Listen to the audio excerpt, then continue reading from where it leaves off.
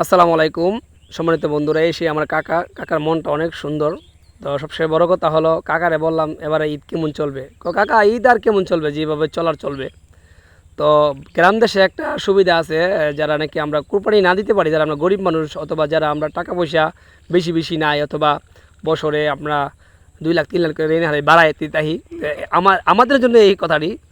তো আমরা এই কাকাটা বুদ্ধি হারায় বলছে, আর কি আর বাল কোরবানি দিয়ে টেহা নাই, পয়সা নাই, কিচ্ছু নাই, তে আমারে মানুষের গুস্তু কুইটা দিয়ে দেবো, আমার বউ ফাঁক করবে, আমি হেলাম, এটাই মজা।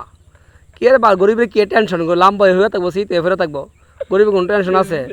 ঠিক আছে না কাহা কথা, ঠিক আছে তোমার?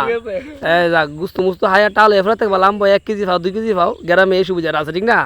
কোরবানি ফাল্লা তো দিলে ওই ছাগলানো মেরা আনো, বা তুমি দো আর আমি দো, আর নাহলে 1-2 কেজি গুস্তু এনে মেরা দিবা, কিতা করবা বাল, বা যে দিয়ে লাম্বা হায়া ফেরে থাকবা, ঠিক আছে?